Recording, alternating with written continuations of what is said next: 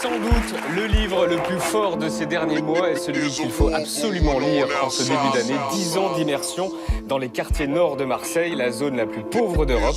Ça s'appelle La Fabrique du Monstre. C'est aux Arènes et c'est signé Philippe Pujol. Bonsoir Philippe. Bonsoir. Bienvenue sur le plateau du Petit Journal.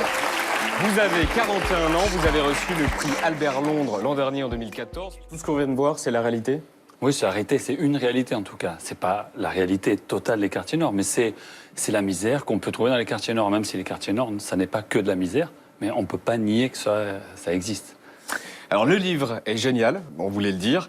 C'est le fruit de 10 ans d'immersion dans les quartiers nord de Marseille. Une galerie de portraits incroyables, les grands frères, les petits dealers, les gros bonnets, les promoteurs immobiliers sans scrupules, les marchands de sommeil, les associatifs fictifs, les hommes politiques corrompus, un état des lieux assez fou. Le Gomorrah marseillais, dit votre éditeur. Est-ce que vous êtes d'accord avec la comparaison ? Je suis d'accord sur l'aspect systémique, mais après, je ne décris pas une mafia, parce que Marseille, ce n'est pas une mafia, ce sont des systèmes. C'est-à-dire qu'il n'y a pas de tête pensante, il n'y a pas de chef de tout ça. C'est un équilibre qui se trouve, qui se perd et puis qui se retrouve. Donc, ce n'est pas un Gomorrah dans le sens mafieux du terme. C'est-à-dire que je ne m'attaque pas à la pieuvre. C'est une pieuvre sans tête. Vous avez quel type de rapport avec les gens dont vous faites le portrait ? Beaucoup d'affection. Pour pratiquement tous, y compris les plus grosses crapules, quoi. C'est-à-dire qu'on se rend compte que la plupart des gens... C'est quoi une grosse crapule ? C'est-à-dire le trafiquant de shit qui sera dur à remettre dans le droit chemin, celui qui est prêt à faire de grosses conneries pour que son trafic perdure. On se rend compte jusqu'à... Oui, ça peut aller jusqu'au meurtre pour certains.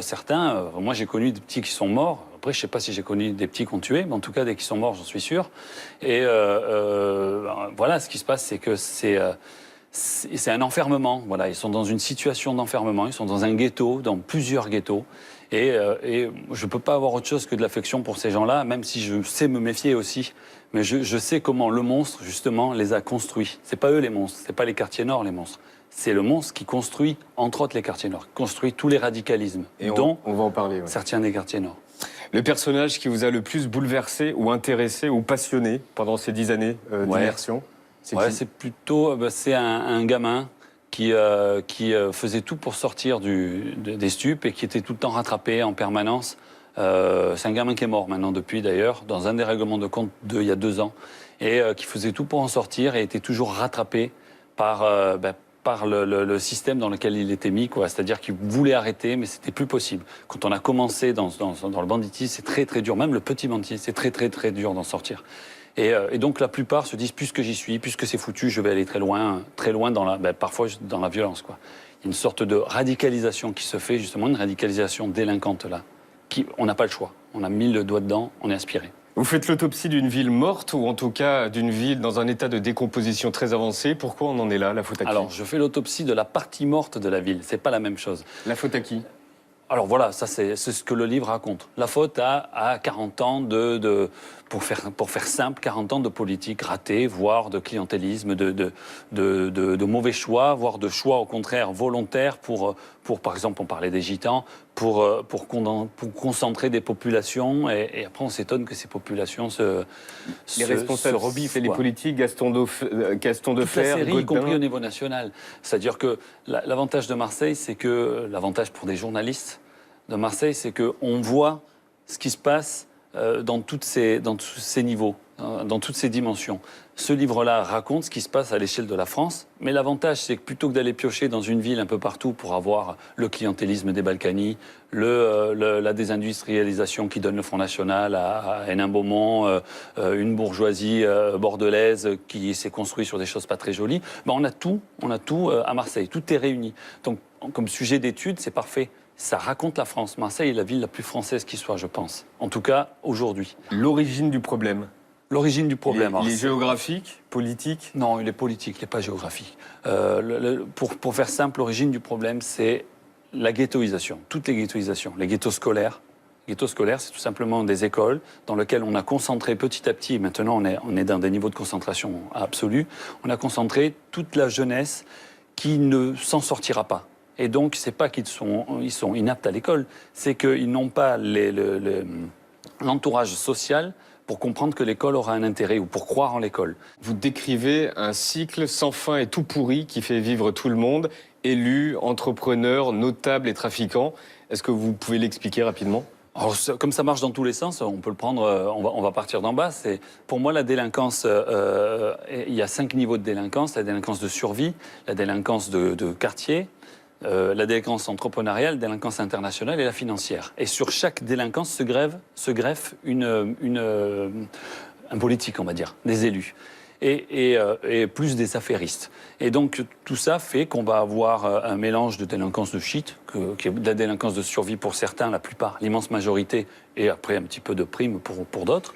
Et on va avoir, le dealer va devenir l'influent de la cité, naturellement, puisque c'est le boss de la cité. Donc l'élu va se mettre avec le dealer, non pas pour des questions sales de shit, ça l'élu le réfute toujours, mais pour acheter des voix, donc via des associations, fictives ou non, elles ne sont pas toutes fictives quand même, loin de là. Et ensuite, on va avoir besoin de terrain, parce que dans les quartiers nord, c'est très bon. L'élu est au courant, bien sûr. Bien sûr qu'il le sait, l'élu. Bon, après, il y a des intermédiaires, peut-être qu'il n'est pas au courant à quel point le type en bout de chaîne est un bandit, mais il n'est pas dupe, quoi. Ils savent très bien comment marche le système. Et ensuite, il y a le clientélisme immobilier qui se met par-dessus, qui est ces terrains-là avec vue sur la mer magnifique, à lister la vue exceptionnelle. On se débrouille via la rénovation urbaine, on se débrouille à récupérer des terrains, donc tout s'entremêle. Et donc, c'est un système qui est tout le temps, ce sont des systèmes qui sont tout le temps en mouvement et on met beaucoup d'énergie pour que rien ne change. Voilà, ça, il en faut beaucoup d'énergie pour que rien ne change.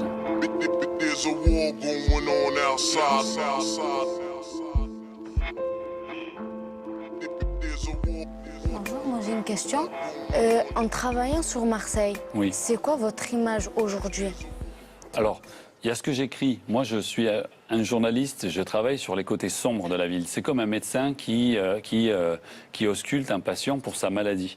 Mais pour autant, je ne pense pas que Marseille ne soit que cette maladie, ne soit que ce côté sombre. C'est mon travail de l'étudier. Maintenant, je connais, j'y vis depuis longtemps. Je sais très bien que Marseille, c'est la plus belle ville du monde. Enfin, ça, c'est mon côté chauvin. Et je sais en tout cas que les habitants de Marseille sont des habitants qui ont la capacité à discuter, qui ont la capacité à parler. Quand on quitte Marseille, qu'on vient vivre un peu à Paris, j'ai vécu à Rennes, j'ai vécu dans d'autres endroits, on voit que ça, c'est assez unique à Marseille, en tout cas avec cette masse-là, c'est-à-dire cette culture village, mais à l'échelle d'une ville entière. Comment faites-vous pour rentrer dans les endroits comme les cités, tout ça, pour interviewer les gens ? Mais déjà, parmi vous, je suis sûr qu'il y en a qui ont grandi ou qui vont dans les cités parce qu'il y a une famille, et vous savez très bien que c'est faisable. C'est possible de rentrer dans les cités sans forcément aller acheter de la drogue, quoi. C'est possible. Il paraît que c'est compliqué. Bon, il y a 300 000 personnes qui vivent dans les cités à Marseille. Donc il y a 300 000 personnes qui tous les jours rentrent et sortent des cités pour aller travailler, pour aller chercher un emploi. Bon, il y en a qui restent coincés aussi, c'est vrai. La chose que je fais, moi, que ne font pas tous les journalistes, c'est d'arriver sans a priori. C'est d'arriver sans jugement et d'aller rencontrer et de m'intéresser à leur vie avant de m'intéresser à leurs problèmes, ou en tout cas aux problèmes que certains génèrent. Donc je m'intéresse à ce qu'ils sont. Et rapidement, en s'intéressant à ce qu'ils sont, on arrive dans les problématiques qui sont celles de la drogue, qui sont celles de la misère, qui sont celles de l'emploi, tout simplement, ou de l'espoir, souvent. C'est juste du bon sens. Voilà. Il faut mettre en place le bon sens, un peu de patience et ensuite pas trop de jugement. Moi, je porte très peu de jugement, et dans mon écriture, et encore moins quand je suis sur le terrain avec des gens, y compris des voyous, par exemple. Et qu'est-ce que ça vous fait que la jeunesse dérape de plus en plus jeune à Marseille ? Alors ça, c'est pas le cas, par exemple. Ça, c'est une idée reçue. C'est un usage politique de la chose. On dit toujours qu'ils sont toujours plus jeunes. Mais la délinquance arrive toujours, pour les quelques rares qui tombent dans la délinquance, au collège. C'est toujours par là que ça bascule. Et ça a toujours été le cas dans l'histoire. Et si on regarde la littérature comme Oliver Twist, qui est un livre que vous lirez probablement dans votre scolarité, on parle de gamins qui tombent dans la délinquance qui sont très jeunes. C'est pas nouveau, il y a rien de neuf là-dessus. Elle a toujours été très jeune. C'est pas de plus en plus jeune, ça a toujours été comme ça. Les carrières de voyous sont des carrières qui débutent au moment où on est un petit peu perdu, c'est-à-dire dans la deuxième partie de l'adolescence. C'est dans ces moments-là où il y a des choix à faire et on fait souvent, pour certains, le mauvais choix, qui est le choix de la délinquance. C'est toujours un mauvais choix, en tout cas.